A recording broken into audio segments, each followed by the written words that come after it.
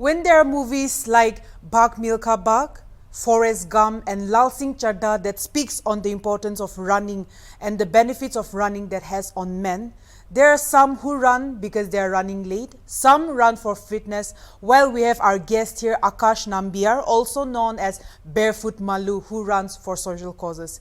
In the year 2020, he ran from Abu Dhabi to Dubai, covering a distance of 118 kilometers to speak on the importance of fitness among youths. And this time he is here in Nagaland to spread another social cause. On December the 11th, he ran from Kohima to Dimapur to speak on the importance of fitness among youths and to spread the awareness of global warming. Therefore, we'll get to know more about his journey and how he has come this far. First of all, thank you so much for joining us here today again. To break the ice, I wanted to know if you came running from Dimapur to Chumukidima or you came by car. Thank you for the introduction. Unfortunately, I couldn't run because it was late evening and the traffic was crazy, so I have to take an auto. So could you please introduce yourself to the viewers before we get to know more about your journey? Yeah, like she mentioned, I'm known as Barefoot Malu on social media, but my name is Akash Nambiar. I'm basically from Kerala, working in Bangalore, close to like 13 years in Bangalore. And other than work, I'm very much passionate about running, and I would like to educate people about running and the causes which I believe in through running. So running is one platform where I'm trying to convey my message to the people, the public. Okay. So we will first get to your nickname Barefoot Malu, because seeing from one of your pictures in a print media, we have seen that you were also using chappal while running. So by the term Barefoot Malu, is it you literally running barefoot, or is it you wearing the chappal and people gave you that name, or you came up with the name Barefoot Malu yourself? So Malu, I'm a Malayali. That's a short form for Malayali. So my lot of friends in Bangalore, they call me Malu. So that's how Malu. And then barefoot, I run barefoot most of the time. And you might have, as you said, you noticed me wearing the chappal, the sandal, because even though I love running barefoot, you cannot run entire distance or entire whole day. I mean, sometimes we run whole day. So depends on the road condition, depends on the weather, all these times. So like mostly I run on the highways, and you know how unsafe the highways are, because you might get to feel those glass pieces. Mostly that's one challenge I face. So in order to protect my feet from that, I use the sandals, but I prefer to run mostly barefoot, and I run barefoot most of the distance. Only if the roads are bad, if it is too hot or if it is too cold, I prefer to wear the sandal. Okay. Yeah. So there's been some rave articles in the past saying that you look like Milind Suman, and also you know that you have this fascination for him. And personally seeing you today here, or quite honestly speaking, you really look like him, especially physique-wise. So when did this fascination for Milind Suman start, and was he your idol, or who drove you towards running? So definitely he is the inspiration, not just for me. I think most of the people, the youngsters, men and women who are into fitness, he's the role model, he's the inspiration. And for me, he was my childhood superhero. Like when I was a child, he used to act in this science fiction serial called Captain Vyom. So I have that fond memory. And then when he came to Bangalore to promote his event called Pinkathon, it's a women's run. That's where I met him, and I was so inspired, and that is how I started running. And through a lot of interaction, we also became a good friend over the year, from fan to friendship, and it also contributed developing my running skill. And with him is when I started running long distances. We started running a lot of intercity runs together. Together in the sense, we have a group of people with us, like runners. So we run to spread awareness. Initially, we started as an awareness for Pinkathon to talk about breast cancer. It's strange that a couple of men running to talk about breast cancer, but that was also one way of to grab attention so that we can bring this topic into the public, so that people are especially women, they wanted to they get a platform to talk about breast cancer, because it's one of the most serious concern in India.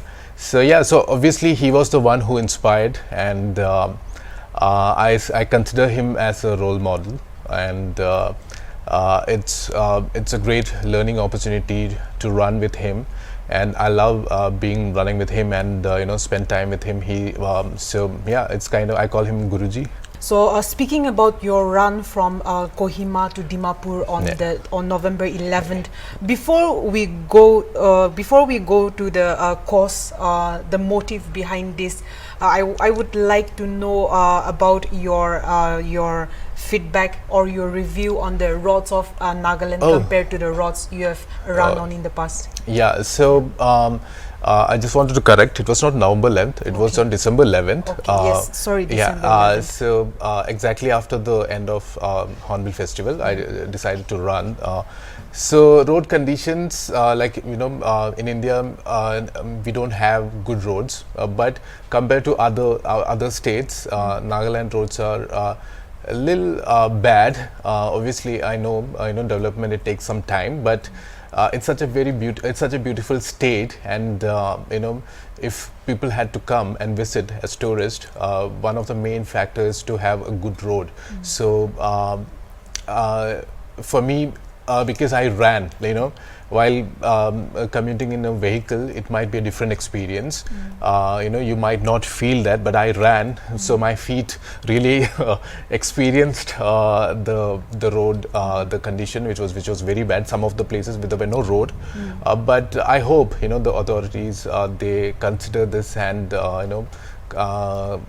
make good roads, especially because it's a highway, and a lot of once the roads are developed, there's a lot of opportunity to for the state infrastructure, especially in terms of tourism. So it's not a bad feedback. I mean, it's I know it takes time, but definitely the roads needs to improve. Okay.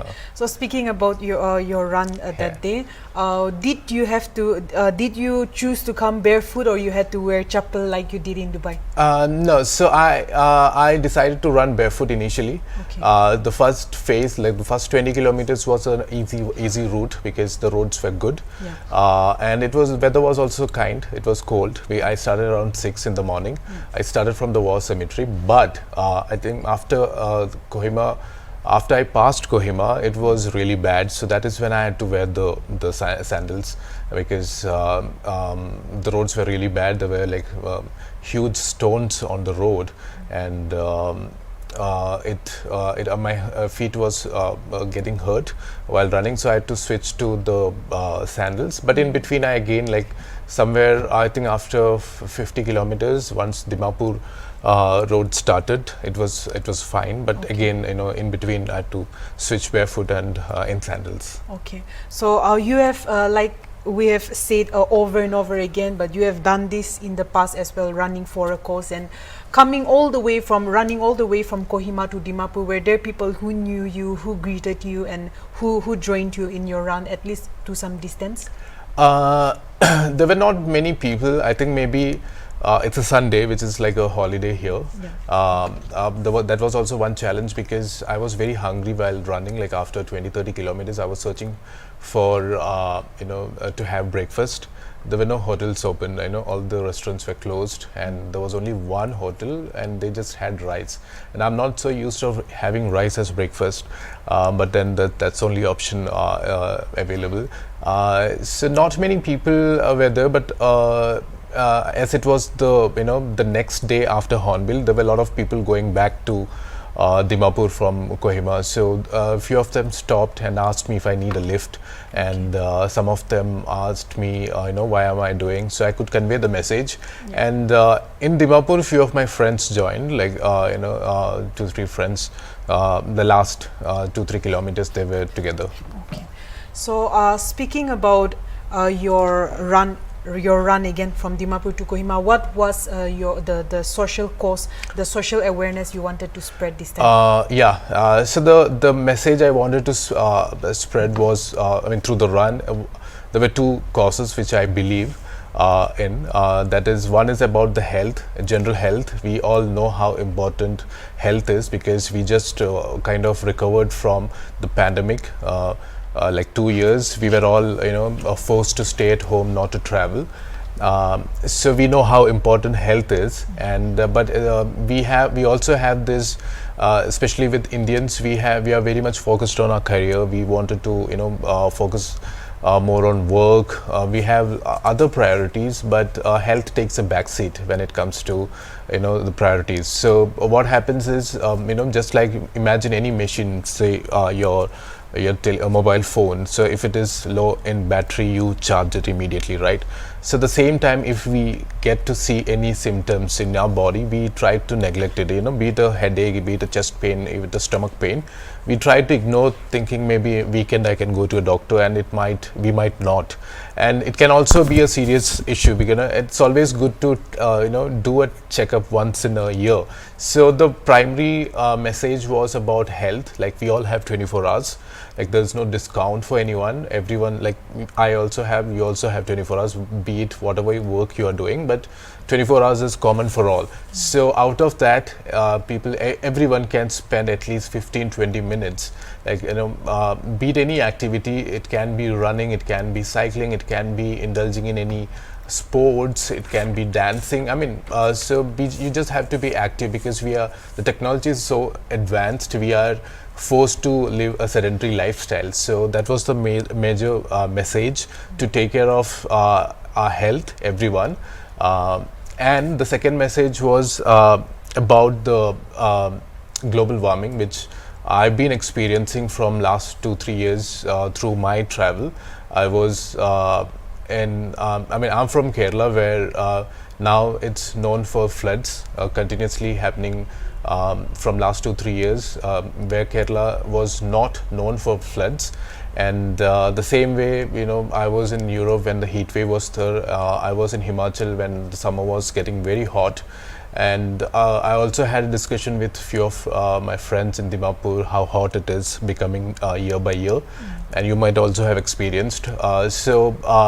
Literally speaking, we are kind of running out of time, because earlier, I can take my example. I was also hearing and reading news about global warming, but I was in a comfortable position in Bangalore, and I never thought that it will be so soon affecting us. So now everywhere we can see the consequences of global warming. So I wanted people to be aware of it and act as little as they can, so that we preserve the nature and the earth for the future generation. Okay. So speaking about your coming to Nagaland and running for a social cause, is this your first time in Nagaland? And if yes, then what made you come to Nagaland? And you have come particularly at this time of Hornbill Festival. So you came to you yourself to enjoy and come and have a look at our culture, or you came for other reasons as well? So the main reason, Nagaland is in my list from long time. I love Northeast, and it's one of my most favorite part of the country. This is the first time in Nagaland, but I've been to Meghalaya before, like 2 years ago I was there. So since then I've been planning for a trip to Nagaland, and then I know Hornbill is happening, but it just happened like that, Hornbill and Nagaland visit, so I can club both together. And then Christmas is also happening. Christmas is huge here. So all the reasons, that's how I decided to pick Nagaland at this time. And then it's like when I was planning for it, a lot of support came from my friends who are in Nagaland. and I have this habit of wherever I'm traveling, want to run for this cause which I believe in. So I decided to. Previously, I was in Himachal before coming to Nagaland. I ran there, and then here, and it's almost a month here in Nagaland, and I'll be staying for like almost like 2-3 weeks more. And I love the hospitality. The people are very helpful. They put an effort to help you, and I feel Nagaland deserves more love from the mainland India, because culturally, yes, it's a different experience. It's blessed with beautiful landscape, and also we don't know much about the history of Nagaland. I mean, we in the sense from the other part of India, how much they contributed to the freedom movement, or the history involved. I mean, they also have a rich heritage and history about the tribes, be it about the tribes or post-independence, pre-independence, all these. So we all need to aware, and I feel it deserves more love. So in some way, it may be little, it might be very little, but I wanted to contribute in my own way to Nagaland. Okay. Yeah. So speaking about, like the year you have, the year you started. When was the year you started your running for a cause? Running for cause, like so. Initially, I started running as a form of fitness. I was running like competitively to take part in marathons to improve my timing, and then got associated with Suman and his Pinkathon, which was promoting women's health. And later we a group of friends, we started running for causes that, like, I think it's almost like 5-6 years now. And then along with the group, I also do my own, like the run which I did, it's a solo run to the causes, I mean, to spread the message about the causes I believe in. So it's like a couple of, like, maybe 5 to 6 years now. Okay, so in your 5 to 6 years run, have you kept account of the distance you have run so far? And if yes, then what would be, like a very, like approximately what would be the distance, the kilometers you have covered? Yeah, so obviously I track the distance, because I wear a watch when I run, so may not be the entire, like I don't have the exact sum of the distance, but on a yearly basis, I think around close to 3,500 kilometers I run. Okay. This year it is little less, maybe close to 2,500, but last a few years it's almost like 3,000 is the distance. Okay. 3,000 to 3,500. Okay. You yourself, you started running firstly for fitness and health. So speaking about your running, does it make a difference to run with shoes, sandals and barefoot on your health? Health, I'm not sure about it. I mean, yeah, obviously it's a personal choice. Like, you can run in shoes, you can run in sandal, you can run barefoot.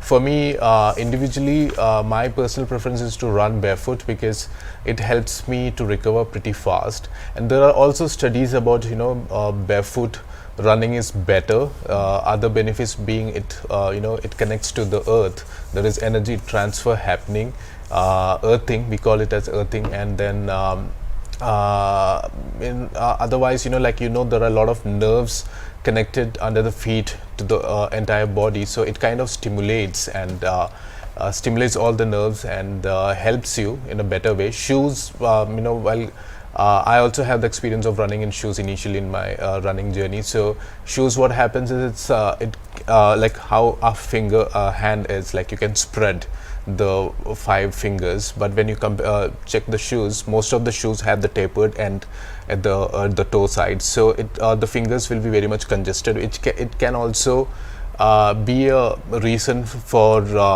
bunion, the growth here. So I mean, it's a debatable topic, but basically it's a preference what one wants to wear. But shoes, for me, it was I felt running barefoot is better, because I feel the feet, just like I mean, imagine you eating food with gloves.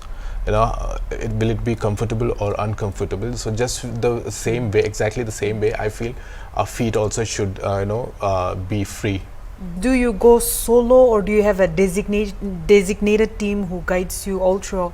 So it's mostly like I run two kind of run. One is with Milan Suman and team, which is like a very close group, and we know each other, and we run like once or twice in a year, one city to another. And otherwise, I also have this passion of running solo, which I took up as a challenge, because running solo is again it's equally challenging because you don't have anybody to talk, and here you have to be your own cheerleader. You have to talk to yourself, you have to motivate yourself. So that's a different game altogether, but I kind of balance both, but nowadays I'm doing more of the solo runs. As per what we have heard about you from you, you are not less than an Olympian or a marathoner who runs like this, because you have covered a long distance. So can we expect to see you in, you know, like international, big mega international events? Yeah, so those big events, like you said, Olympics, it's a competitive field where one run to improve the performance. In my case, it's more of a fun. I love to run. I enjoy meeting people. I enjoy seeing around. So the reason I choose this city to city runs are you can, the best way to explore a place is by walking or running, or in a cycle, than sitting in a car or any motor vehicle, because especially in a country like ours, every 3 or 5 kilometers the landscape changes, the dialect, the way people talk changes. You meet a lot of people, you see the food, the changes, and it's a different experience. You get to eat on the street sometimes. The best thing I enjoyed running in Nagaland is the pineapples. I think one of the best pineapples in the country is from Northeast. I had the same experience in Meghalaya also.